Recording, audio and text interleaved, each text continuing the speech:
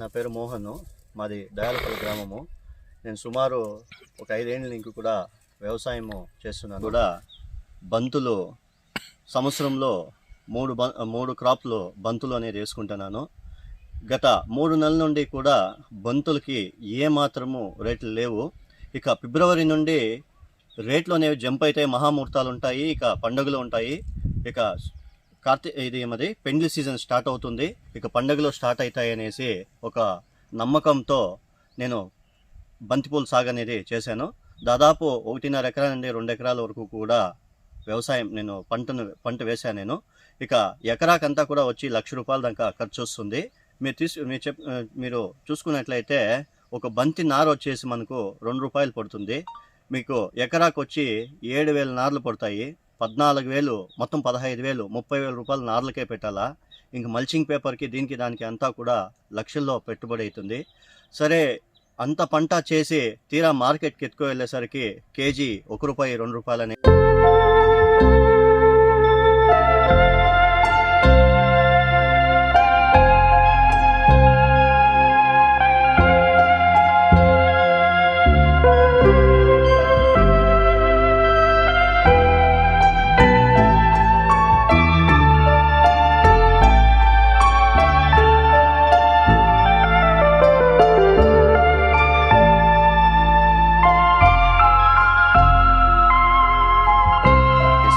దళారులు కొంటున్నారు.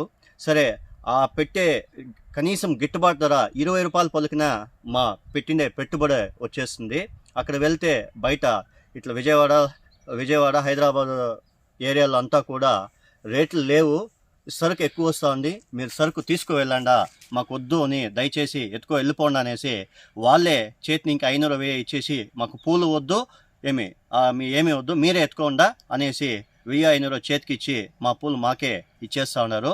ఇంకా మీరు ఇచ్చిన పూలు మేము అక్కడ కంపిస్తే మా చేతుల నుంచి లాస్ అయిపోతాము, ఇందా 1,000-500 అనేసి వాళ్ళే రైతులకి ఇచ్చి పంపించే పరిస్థితి ఉంది. ఆ మూటలను ఎత్తుకొచ్చి ఇక రోడ్డు పక్కల్లో పారవేస్తూ ఉన్నాము. మీరు అంతా చూస్తూ ఉన్నారు. ఇక విలేకరులు ఎవరో వచ్చిందన్న ఫోటోలు అంతా తీసుకొని ఇట్లా చూసినారు. ఇక ఇప్పుడైనా ప్రభుత్వము కన్నులు తెరిచి రైతుల్ని ఆదుకోవాలని కోరుకుంటున్నాము. ఇక ఇట్లే అయితే ఈ 2-3 లేదంటే ఒక 5 ఏళ్లలో రైతు అనేవాడు కనుమరుగైపోతారు. ఎందుకంటే ఎన్ని లక్షలని పెట్టుబడి, ఎన్ని పంటలకి ఎన్ని లక్షలు అనేది పెట్టుబడి అయ్యేది. ఇట్లా చెప్తారు, రైతుకి 1,000 కోట్లు, రైతు సంక్షేమానికి 2 కోట్లు అని గవర్నమెంట్ చెప్తారు, కానీ ₹1 వచ్చింది లేదు మాకి. ఇట్లా మల్చింగ్ పేపర్ కాస్ట్లు అంటారు, మొలక కాస్ట్లు అంటారు, కానీ మా అకౌంట్లో ఈ పొద్దుకి ₹1 పడిండేది మాకు తెలియదు. ఇంకెప్పుడు ఆదుకుంటుంది మమ్మల్ని అంతా? ఇకనైనా ప్రభుత్వము రైతులను ఆదుకోకపోతే ఇంక 5 ఏళ్ళ నాటికి వ్యవసాయం చేసే వీడు ఉండేలేదు. రైతు అనేవాడు ఇంక 5 ఏళ్ళ నాటికి ఉండేలేదు.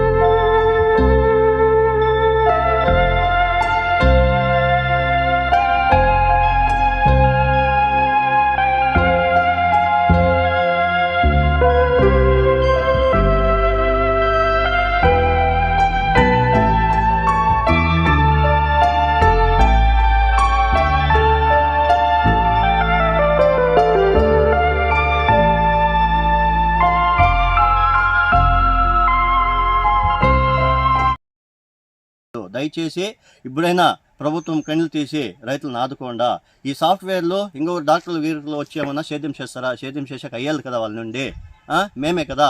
మేము లేకపోతే మీరు ఉండారా చెప్పండి. పోతే మేము పండిస్తేనే కదా, మేము పండించే పంటని మీ దగ్గరికి పంపిస్తే మీరు తింటారు. అదే మేము పండికుండా మేము ఇంట్లో ఉంటే ఎవరు పంటలు చేస్తారు చెప్పండి. పోతే పోనీ ఇప్పుడున్న ప్రభుత్వము రైతులను ఆదుకోవాలనేసి కోరుతున్నాము. ఇక ఆర్థిక సహాయం అంటారా, రైతు భరోసా 2,000 3,000 అంటారు. అది మీరిచ్చే ఆ 12,000 మాకు పేపర్ కూడా పనికొచ్చేయలేదు. ఒక రోజుకి ఆడదానికి వచ్చిన ₹350 ఆడదానికి, మగవానికి వచ్చి 700.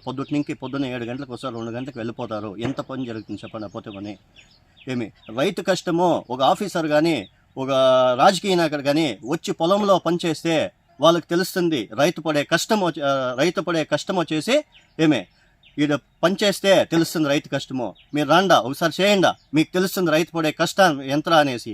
మేము ఎంత పోగొట్టుకున్నాం, ఎన్ని లక్షలు పోగొట్టుకున్నాము అనేసి మీకు తెలుస్తుంది. ఒక పంట వస్తుంది, 4 పంటలు పోతాయి, అవంతా మీకు తెలుస్తాయా? టమాటో 2,000 అమ్మేహింద్రా అని చెప్తారు, కానీ దాని తర్వాత 4 పంటల వరకు ₹1 వచ్చేలేదు. ఉన్నింది పోయా, ఉంచుకుంది పోయా అనే రకం అయిపోతుంది.